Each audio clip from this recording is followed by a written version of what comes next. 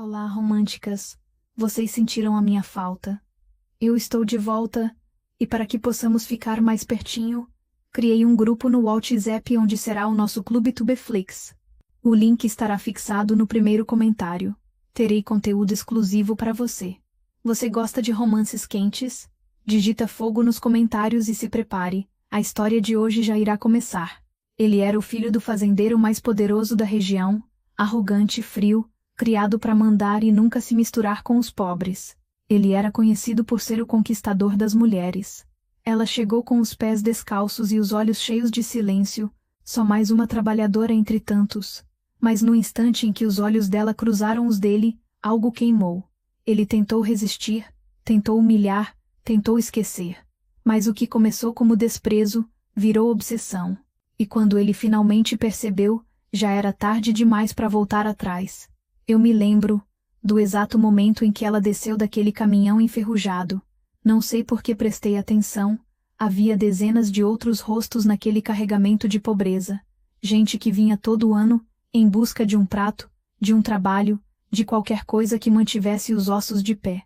Mas ela desceu como quem não pertencia àquele lugar, mesmo com a roupa amassada, os pés descalços e a cabeça baixa. Tinha algo no jeito como olhava ao redor, como se tudo fosse grande demais, mas ela não tivesse medo. Era bonita, não daquelas belezas óbvias moldadas em espelho, mas bonita como algo que queima devagar por dentro. Bonita como o silêncio antes da chuva. Meu nome é Vicente, filho de seu Norberto, o homem que comanda essas terras desde que aprendeu a andar, e eu cresci ouvindo que empregado não olha nos olhos, e mulher pobre não merece respeito. Por isso, quando vi ela tentando subir os degraus da varanda, eu parei, e falei com a voz mais dura que encontrei. A entrada dos trabalhadores é pelos fundos. Ela parou. A cabeça dela levantou devagar, como quem estava testando minha autoridade. E naquele momento, eu devia ter virado as costas. Devia ter voltado para dentro, para minha vida confortável, minha cama fria e minhas amantes ocas. Mas não consegui, porque ela me olhou, com olhos de quem já conhecia o desprezo, e mesmo assim, não se encolheu. Eu só queria perguntar onde deixo as ferramentas, ela disse, a voz firme, mais baixa, quase respeitosa, quase, com os outros, no barracão. E fique longe da casa grande, retruquei, mais seco do que pretendia. Ela assentiu, mas não abaixou os olhos, nem uma vez. À noite, sentei no alpendre com meu cigarro, como sempre fazia. O cheiro da terra vermelha ainda estava no ar, mas havia outro cheiro, algo leve, doce, não perfume, pele. Ela devia estar lavando as mãos no poço, e eu observei, não com desejo, não ainda, mas com uma inquietação que eu não sabia nomear. Ela começou a aparecer mais vezes, sem querer, nos caminhos de pedra, entre as roseiras da minha mãe, atrás das janelas, sempre em silêncio, sempre atenta. E cada vez que nossos olhos se cruzavam, algo dentro de mim se agitava. Não era ternura, nem interesse, era raiva, porque eu sabia que, se não a esmagasse logo, ela me queimaria por dentro. Eu só não sabia ainda que já era tarde demais. Ela tinha entrado, não na casa, mas em mim. No terceiro dia, ela passou por mim com um balde de ferro nos braços, pesado, molhado. As alças marcavam os pulsos dela como correntes silenciosas. Eu vi, mas não ajudei. Me mantive sentado, lendo um jornal velho que eu não lia, escutando o som dos pés dela arrastando poeira, como se cada passo fosse um desafio à minha presença. O nome dela era Isadora, filha de um homem murcho, de fala mansa, e de uma mãe que já não sorria. E ainda assim, ela andava ereta, como se recusasse a pertencer à miséria que a cercava. Ela nunca falava comigo, e eu nunca chamava por ela, mas os olhos dela estavam sempre por perto, no reflexo da vidraça, no canto da varanda, na curva da escada. Eu sentia, como um calor nas costas, como se meu corpo reconhecesse, antes da minha mente aceitar. Teve uma noite, em que houve uma queima no campo de algodão. Um fogo pequeno, contido, mas vivo. Meu pai mandou os empregados resolverem. E eu fui até lá, por vaidade, fingir autoridade. Ela estava entre os que corriam com baldes, a roupa colada ao corpo de tanto suor, a respiração cortada, e os olhos acesos. Quando terminou, ela se afastou, ofegante. Eu fui atrás. O que pensa que está fazendo aqui no meio dos homens? Perguntei.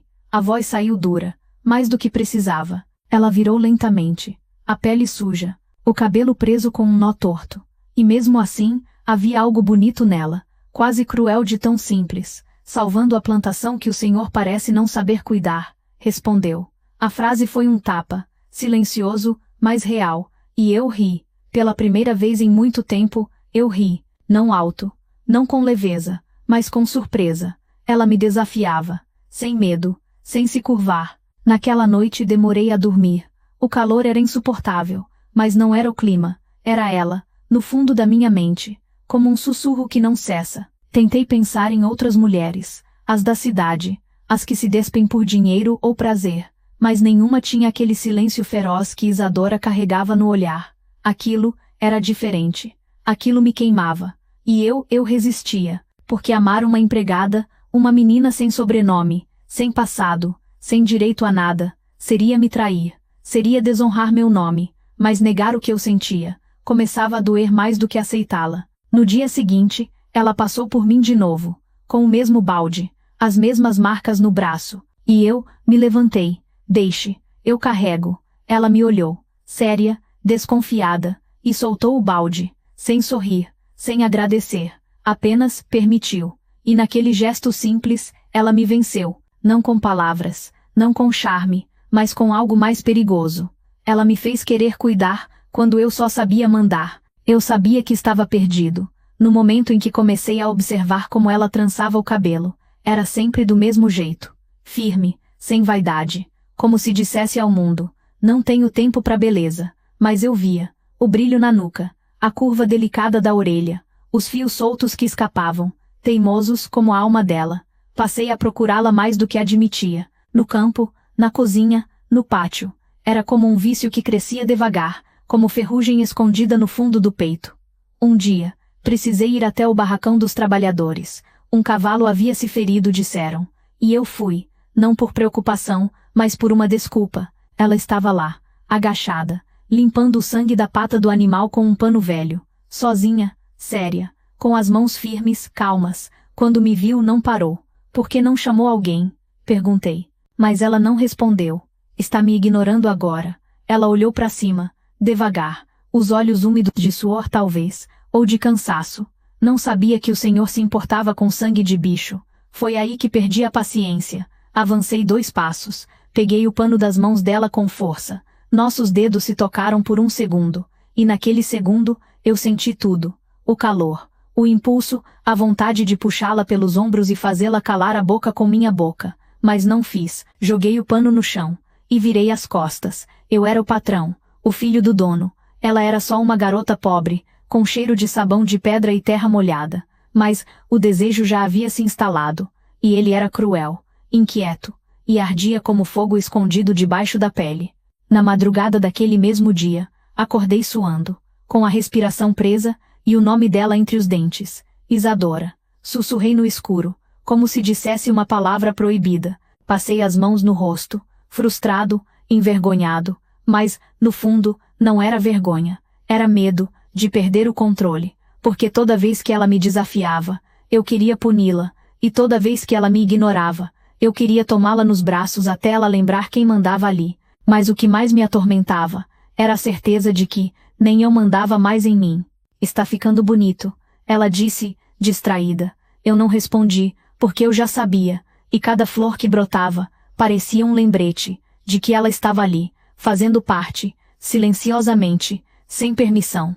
E eu deixava, porque, no fundo, cada coisa que ela tocava, ganhava vida, e eu era só mais uma delas. Mas ainda assim, não a toquei, não a beijei, não a chamei, porque havia algo mais forte do que o desejo, o orgulho, e o orgulho é o disfarce covarde do medo. Chovia, não uma chuva forte, era daquelas finas, persistentes, que deixam o mundo cinza e mudo. Os trabalhadores se recolheram cedo, a plantação estava parada, e eu vaguei pela varanda como quem procura um motivo para continuar respirando. Foi quando vi a janela do quartinho dos fundos entreaberta, luz acesa, sombra leve, andando de um lado para o outro. Ela, Isadora, sozinha, sem me dar tempo para pensar, desci os degraus, com passos lentos, como se o mesmo quisesse me impedir de chegar. Mas cheguei. Bati uma vez na porta. A madeira respondeu com um som abafado. Ela atendeu com os cabelos soltos, e uma blusa velha de linho, larga no corpo, mas fina demais para esconder os contornos que eu fingia não desejar. Vicente, ela sussurrou, quase surpresa. Eu não respondi, apenas entrei. A porta ficou aberta atrás de mim, mas o mundo lá fora deixou de existir. Ela ficou ali, parada, olhando para mim como se tentasse adivinhar o que eu ia fazer. Nem ela sabia, nem eu, mas alguma coisa nos dois já tinha se rendido. Você devia me odiar, eu disse. Ela inclinou a cabeça.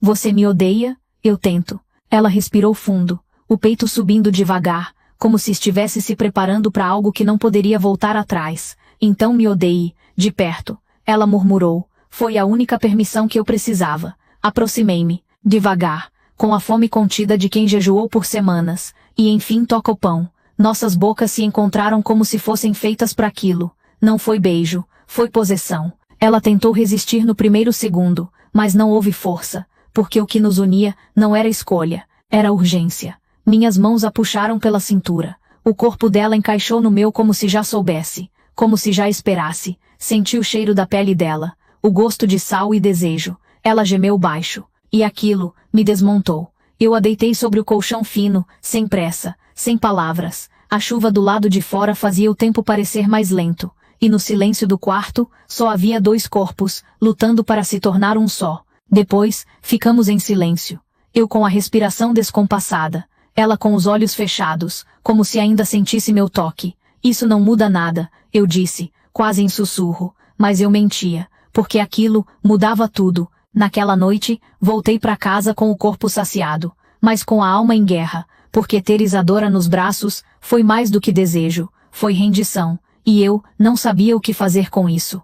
Depois daquela noite, nada do que me cercava parecia o bastante. O cheiro da fazenda, o gosto do cigarro, o som do gado no pasto, tudo parecia sem alma, porque eu a tinha sentido, e sentir Isadora era como tocar fogo com as mãos nuas. Ela voltou ao trabalho no dia seguinte, como se nada tivesse acontecido, o rosto sereno, os passos firmes, como se meu corpo não tivesse marcado o dela, como se o que houve entre nós fosse um segredo que ela não levava no olhar, mas eu via, nos silêncios, nos gestos contidos, nos olhares que duravam mais do que deviam. Ela também sentia. Passei a evitá-la, não por desprezo, mas por medo, porque quanto mais perto eu ficava, mais distante de mim eu me tornava. Ela me fazia esquecer quem eu era, filho de Norberto, dono de terras, homem feito de regras e distância. E eu começava a desejar ser só um homem qualquer, se isso significasse poder deitar ao lado dela todas as noites. Comecei a fazer pequenas mudanças, ordens mais suaves, julgamentos menos duros, um olhar a mais para os homens que trabalham de sol a sol. Meu pai notou. Está mole demais, Vicente, disse ele, com voz áspera. Os empregados são empregados, não se iluda. Mas eu já estava iludido, não por ela, mas por mim mesmo, porque descobri que mandar é fácil, difícil mesmo é se importar, e ela me fez querer importar. Num fim de tarde, fui até o jardim. Vi Isadora regando as flores que minha mãe tanto prezava. Ela me viu, não falou nada, mas quando me aproximei, vi que uma lágrima escorria pelo rosto dela. O que houve? Ela hesitou, respirou fundo, depois respondeu, minha mãe tá doente, não quer falar, não quer comer, eu não sei o que fazer. Ela não pediu ajuda, mas eu estendi a mão mesmo assim. Me deixa cuidar disso, falei. Ela olhou para mim com os olhos cheios, mas não de esperança, de medo. Por quê? Por que você faria isso?